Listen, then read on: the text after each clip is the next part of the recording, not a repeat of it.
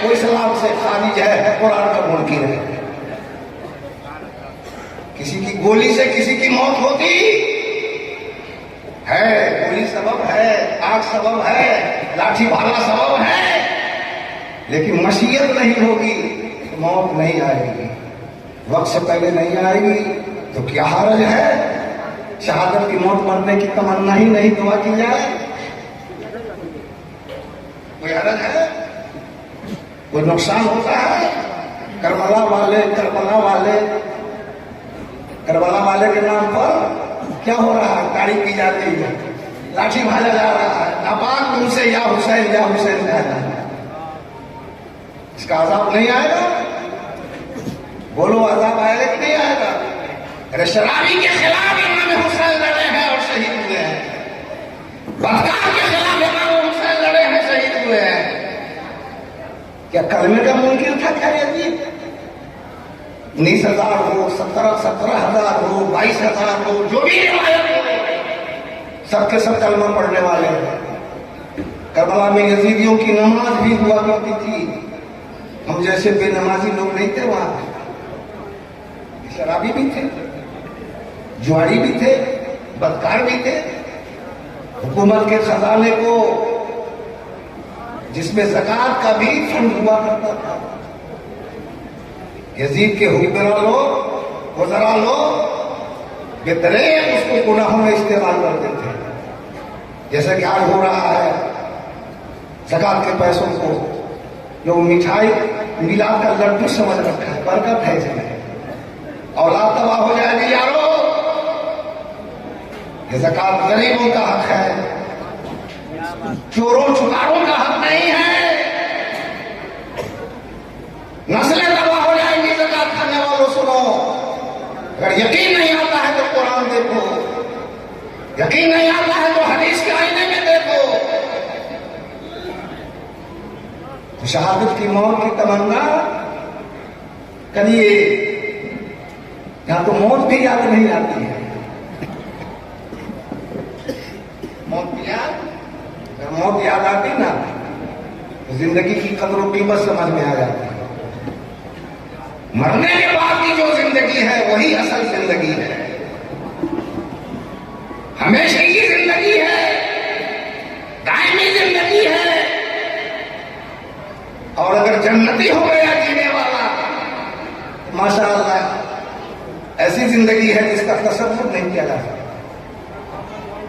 गोश्त रोटी खाने वाली जिंदगी जिसमें धूप भी लगती है, ठंड भी लगती है, दम भी आता है, खुशी भी आती है।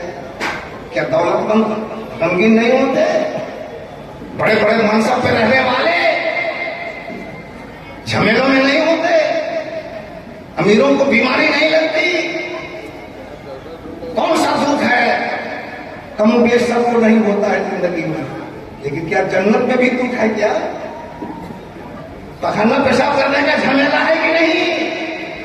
नहाने का झमेला है कि नहीं? बाल संवारने और बनाने का झमेला है कि नहीं? यारों, जन्नत में कोई झमेला नहीं है। यहाँ तो जिंदगी का एक हिस्सा, एक तिहाई हिस्सा सोने में गुजर जाता है। गुजरता है कि नहीं? जब आप सो जाते हैं, हम सो जाते हैं, मुझे एहसास रहता है कि मौलाना है, हाफिज है, मालदार है, मिनिस्टर है, प्राइम मिनिस्टर है, रहता है, बादशाह है, कोई एहसास नहीं। यारों, भाइयों, नौजवानों, जन्नत में नींद भी नहीं है। जन्नत में क्यों नहीं उस जन्नत की जिंदगी की ख्वाहिश होती? कुछ तो है जिसकी पर्दा तारी है, कहीं तो निफाक छुपा हुआ है, कहीं तो निफाक छुपा हुआ है। और निफाक बड़ा खतरनाक मर्द है, याद रखिए, कुफ्र से भी ज्यादा खतरनाक है। इसीलिए मुनाफिकों की सजा, इन्नल मुनाफिकीन फी दरकिल अस्फली मिनन नार, मुनाफिकीन जहन्नम के सबसे शदीद और तकलीफ के निचले तबके के अंदर रखा जाएगा। और मुनाफिकीन का कैरेक्टर क्या है? पूरे कुरान में मुनाफिकीन का चर्चा है, हर 2-4 वरद के बाद पूरे कुरान में। मुनाफिकीन कभी भी सामने से नहीं डरा है, ये मैदानी जो लड़ाई है ना, खुले मुनकिरों से है। मुनाफिक कभी सामने से नहीं आया।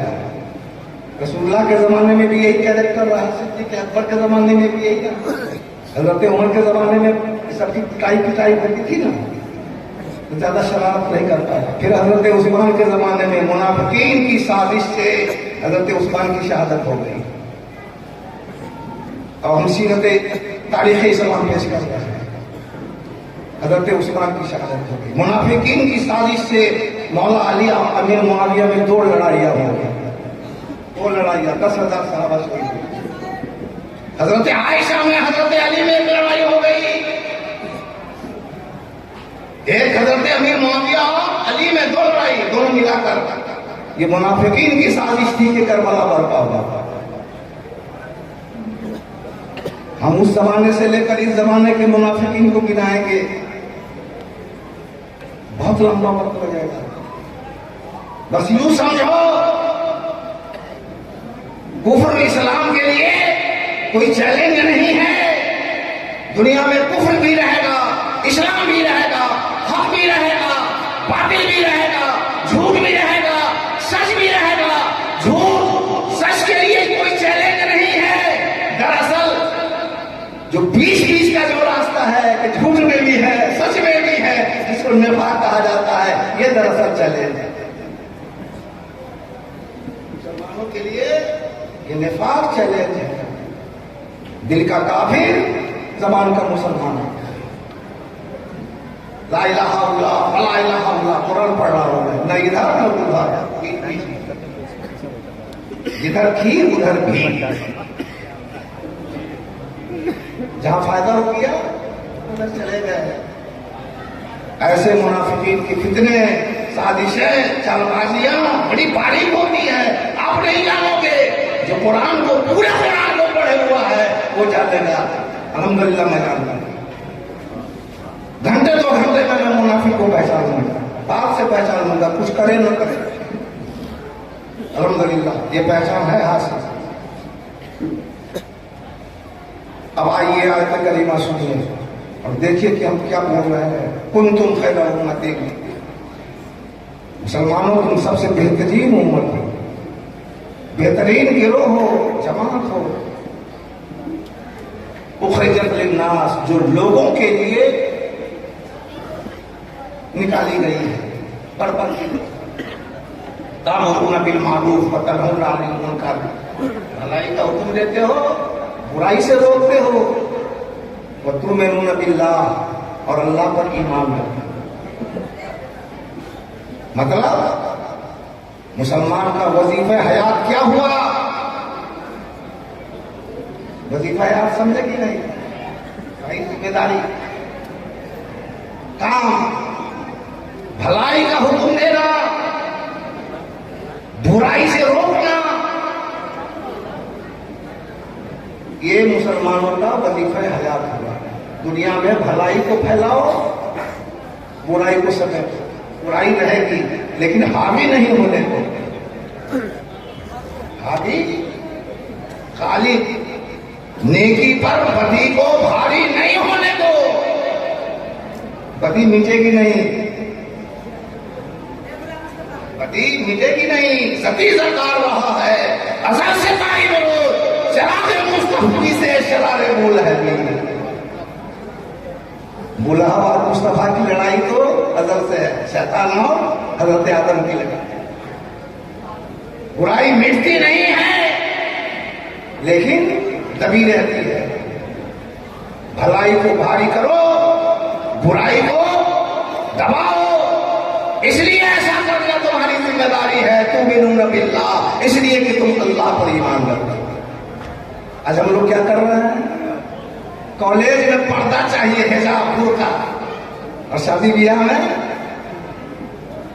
औरतें नाच रही हैं, ये पर्दा है।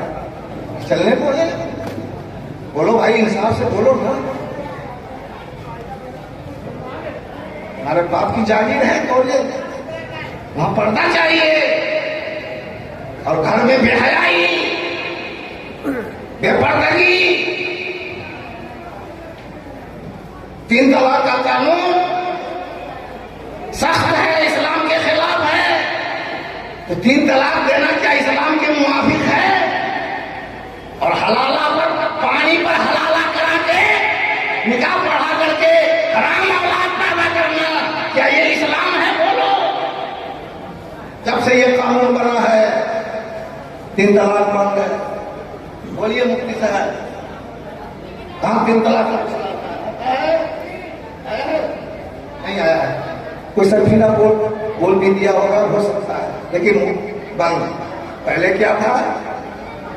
तीन तलाक लेके आया, 500 रुपया मुफ्ती साहब को मिल गए, फतवा दे दिया कि निकाह हुआ, वहां इमाम साहब को नजराना दिया, फिर तलाक हुई, फिर निकाह हुआ, है ना?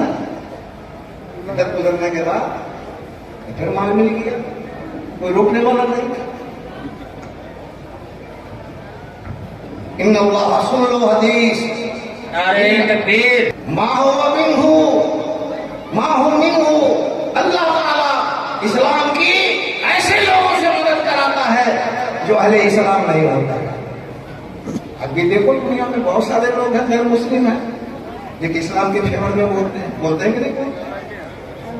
मुसलमानों के फेवर में बोलते हैं, और मुसलमानों से ज्यादा वजनी आवाज में नसरानी बोलते हैं, कम्युनिस्ट वाले बोलते हैं, भारत के हमारे बिरादरान में वतन बोलते हैं। तुम्हारी आवाज में दम कहां है यारो?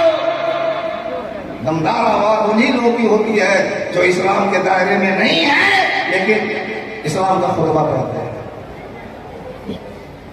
इसलिए कि इस्लाम अल्लाह का भेजा हुआ मजहब है, कुदरती मजहब है ये। इसकी असली शक्ल अगर किसी गैर मुस्लिम को नजर आ जाए तो घर से वो इस्लाम नहीं कबूल करेगा, लेकिन इस्लाम की तारीफ जरूर करेगा।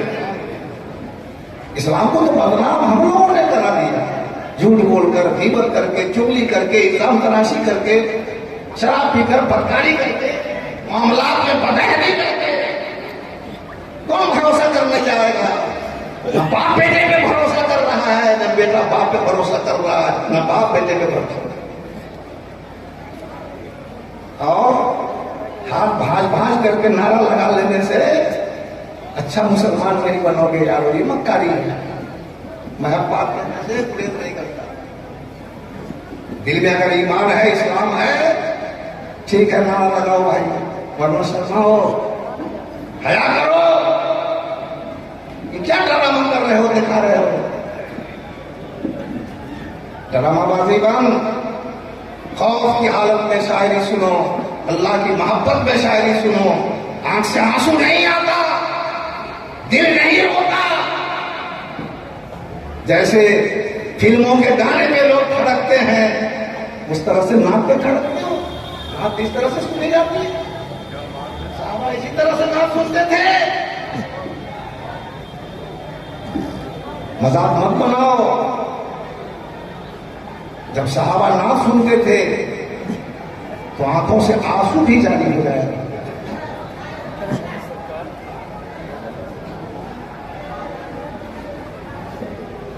नमाज का पता ही नहीं, रोजा का पता ही नहीं। बेशर्मी का आलम यह है कि अक्सर मुसलमान रोजेदार की बात नहीं, उसको बेचारा काय होता है, रमजान में खुले आम खाते हैं। मुस्लिम इलाके के होटल खुले रहते हैं, पर्दा लगा रहता है, पान चिबाते हैं, सिगरेट पीते हैं। जबकि हुक्म यह है कि जो खुल्लम खाए तो इस्लामी निजाम कहता है कि उसे कत्ल कर दो। जो नमाज न पढ़े तो उसको जेल में इतने दिनों तक बंद रखा जाए और उससे नमाज पढ़वाई जाए कि वो नमाज का आदी हो जाए। ये इस्लाम का कानून है। ये पर्सनल लॉ नहीं लोगे, ये पर्सनल लॉ नहीं है। काहे गवर्नमेंट से कहते हो कि नमाजियों को जेल में बंद करो? ये तो तुम्हारा वलीर पर्सनल लॉ है, खुसूसी कानून है। बेटी को हिस्सा दिया नहीं, और मुस्लिम पर्सनल लॉ तंजीम बनाया है मुल्क को मुल्क से चंदा वसूल करके पेट भरने के लिए। अब एक बात वाजे हुई ना, हाजियों की फीस में 50,000 रुपये ये हज भवन वाले लोग, हज कमेटी वाले लोग लेते थे। काला बैग देने के लिए, बेड देने के लिए। सरकार ने इस जालसाजी को खत्म किया, 50,000 की फीस घटा दिया और कहा कि बैग और बेड वगैरह आप अपना ले लीजिए। 5,000 का सामान देता था, हिसाब 50,000 का। हमारे पास एक पार है, क्या गद्दारी है। हज के नाम पर लोग, मदरसे के नाम पर लोग किशोर, मस्जिद के नाम पर, मजार के नाम पर तो महालूट है यहाँ। जितने पैसे मजारों पर उस पर खर्च होते हैं, अगर उन पैसों से तालीम का इंतजाम किया जाए तो मुसलमान का एक भी बच्चा और बच्ची चाहिए नहीं रहेगा। समझ गए? ये जलसा ही पर ठीक है, जलसा होना चाहिए, देखिए इतना जो हो रहा है, वैसी तकरीर जैसी की हो रही है, वैसी शायरी जैसी की शायरी हो रही है। तुम खैर उम्मत, तुम खैर उम्मत हो, भलाई का हुक्म देते हो, बुराई से रोकते हो, इसलिए कि अल्लाह पर ईमान रखते हो। और ये मत समझिए कि भलाई का हुक्म देना, बुराई से रोकना मुकर्रिर ही का काम है, इमाम साहब का काम है, मौलवी साहब का काम है।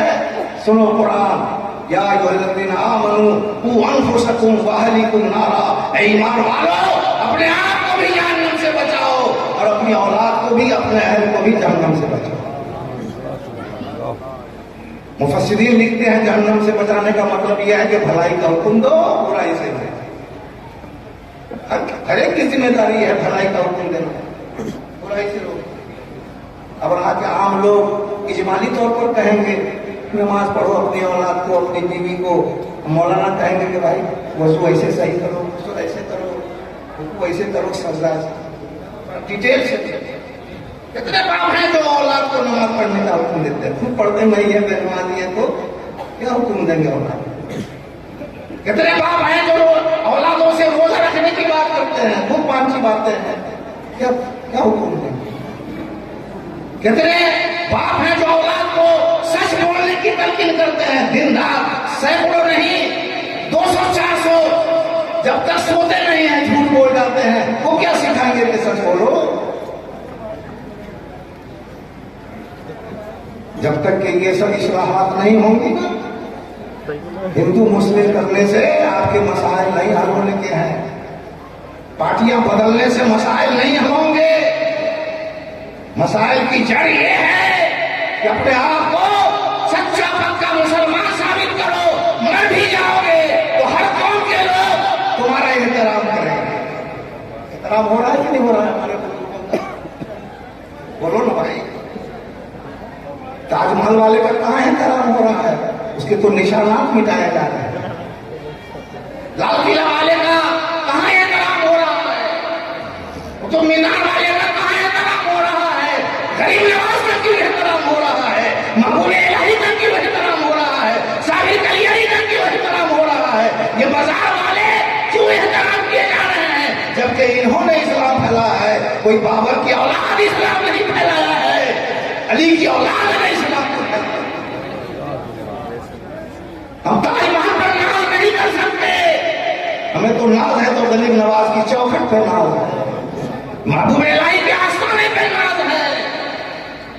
किसी बादशाह ने हमारे बाप दादाओं को कलमा पढ़ा के दाखिल इस्लाम नहीं किया है, फकीरों ने कलमा पढ़ा के हमारे बाप दादाओं को दाखिल इस्लाम किया है, और हम उनकी नस्ल में नस्ल बाद नस्ल कर्नल बाद कर्नल आज कलमा इस्लाम पढ़ते हुए नजर आ रहा है। सच्चाई है क्यों? यही इसी आयत पर अमल किया गया, भलाई का हुक्म दो, बुराई से दो। कुफ्र वालों को ईमान का हुक्म दो, यही भलाई है। ईमान वाले को इबादत का हुक्म दो, मामला सही रखने का हुक्म दो, हलाल हराम में तमीज करने का हुक्म दो। भाई मेरा गरीब अमीरी नहीं फुटीरी है, खुदी न बेच गरीबी में नाम पैदा कर। तो अब हो गया, लगभग होने जा रहा है। तकरीर समझ में आई? अब तकरीर का खुलासा कर दे। कुव्वत इश्क से हर पस्त को बाला कर दे, गैर में इसमें मोहम्मद से उजाला कर दे। होने के फूल तो बुलबुल का तरन्नुम भी न हो, चमने गैर में कलियों का तबस्सुम भी न हो। ये न साकी हो तो फिर मैं भी न हो, खुम भी न हो, बस में तौहीद भी दुनिया में न हो, तुम भी न हो। खेमा अफलाक का इस्तादा इसी नाम से है, नफ्स हस्ती तभी शामादा इसी नाम से है। और की मोहम्मद से वफा तुमने तो हम तेरे हैं, ये जहां चीज है क्या लो तलब तेरे। खुदी को कर बुलंद इतना कि हर तकदीर से पहले खुदा बंदे से खुद पूछे बता तेरी रजा क्या। गर्मी लगती है तो बुरी है, और ठंडी हवा चल रही है अल्लाह की रहमत। क्या वो गर्मी अल्लाह का अज़ाब थी क्या? क्या ईमान है भाई? अल्लाह की तरफ से जो हालत आ जाए वही हालत ठीक है। जो हालत आ जाए, बीमारी है तो ये भी ठीक है, इलाज कराएंगे, घबराएंगे क्यों, नाशुक्री क्यों करेंगे? अल्लाह ने लंगड़ा बना दिया है, ये भी ठीक है। हम नहीं जानते हमारे लिए क्या ठीक है क्या बेठीक है, अल्लाह बेहतर जानता है। भूखे हैं तो भी ठीक है, खा लिए तो भी ठीक है। मोमिन का हर हाल ठीक हुआ करता है, और जो हर हाल को ठीक नहीं मानता है वो मोमिन नहीं है। इसलिए कि वो हाल अल्लाह ही की तरफ से आता है, अल्लाह की तरफ से आता है। ठीक है, तवान आपको तकलीफ होती है, लेकिन रूह में तकलीफ नहीं जानी चाहिए, दिल में तकलीफ नहीं जानी चाहिए। कभी माँ बाप की मार से तकलीफ होती है ना, लेकिन दिल में वो तकलीफ नहीं जाती है, इसलिए कि सुधारने के लिए मारा। उस्ताद की मार से तकलीफ होती है कि नहीं? तकलीफ जिस्म में महसूस होती है, दिल में नहीं जाती है। जब तुम्हारा बाप मारे तो दिल में तकलीफ नहीं जाए, उस्ताद मारे तो दिल में तकलीफ नहीं जाए, और अल्लाह अगर कुछ सजा दे दे तो फिर दिल में तकलीफ ले लेते। शिकायत करते आते हो, हम नमाज पढ़ते हैं, चाहिए तकलीफ आ गई, हमारे बेटा कहे अल्लाह कुफरिया जुमला भी औरतें बोल जाती है, हमारे बेटा को सुझा जाता है। इसलिए जिस हाल में रहो खुश रहो। शरबत मिले तो भी सही है, जहर मिल जाए तो भी सही है, तंदुरुस्ती है तो भी सही है, बीमारी है तो भी सही है। अब बताओ अल्लाह के ऐसे बंदे को कौन हरा सकता है? किसे शिकस्त खाएगा? बोलो। मोमिन को कोई शिकस्त नहीं दे सकता, शर्त यह है कि वो मोमिन है, दिल से मोमिन हो जाए, सिर्फ जबान से नहीं, दिमाग से भी मोमिन होने से नहीं काम चलेगा। इसीलिए मैंने कहा मेरा करीब अमीरी नहीं, अमीरी से मुराद वो मालदारी नहीं है जिसमें बुराइयां हैं, जिसमें फजूल खर्चियां हैं, जिस मालदारी से लानत हो ऐसी मालदारी पर, जिस मालदारी से बुराई फैलती है समाज में, जुल्म फैलता है, बुरी रस्में फैलती हैं, गुनाह फैलता है, लानत हो ऐसी मालदारी पर। नहीं चाहिए मुसलमानों को ऐसी मालदारी। हमें वो गरीबी पसंद है जिस गरीबी में हमारा इस्लाम नजर आए, हमारा ईमान नजर आए। हो सकता है हमारे ईमान और इस्लाम को देखकर जो ईमान के दायरे से बाहर है उसको रोशनी मिल जाए, और मरते वक्त भी कलमा इस्लाम पढ़ के दाखिले इस्लाम हो जाए। बहुत बड़ी बात हो जाएगी, नहीं हो जाएगी?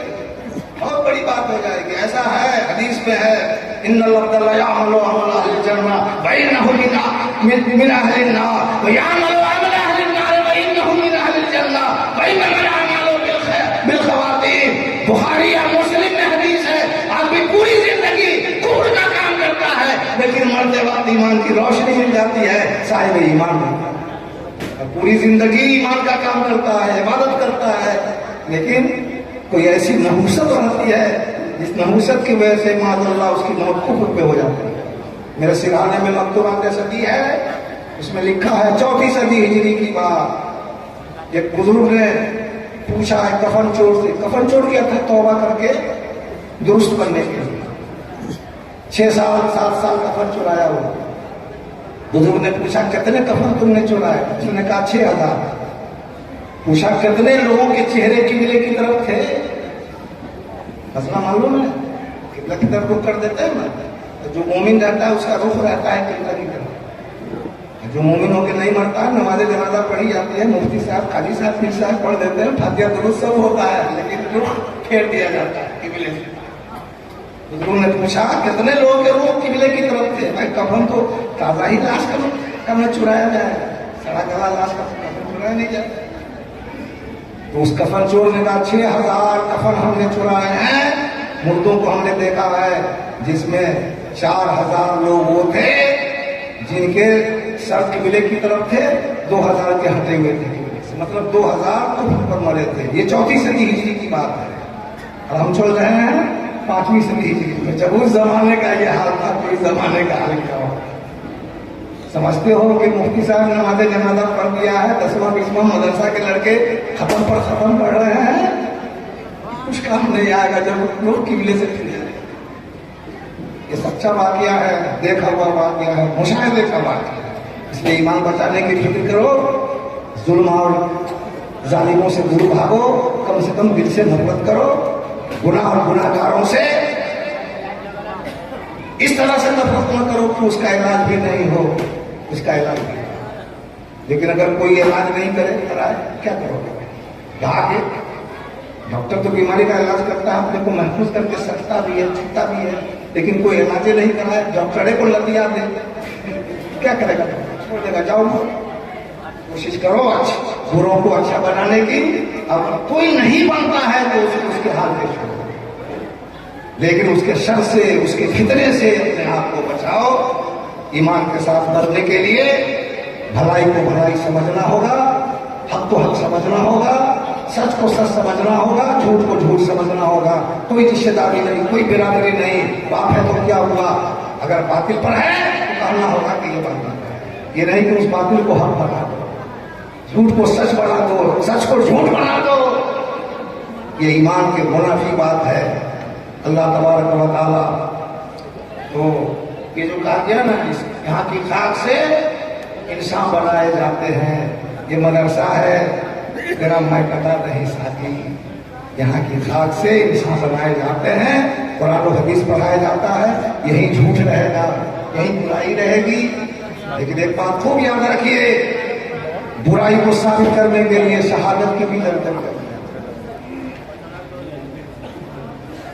शहादत की भी जरूरत पड़ती है। कुरान है, अगर सिर्फ दावे से फैसला हो जाए तो हर कोई किसी पर कुछ दावा करता है कि नहीं? है कि नहीं? शहादत पेश करनी होगी, हक है, ये कुरान है, अभी हम वही पढ़ रहे थे, समझ गए?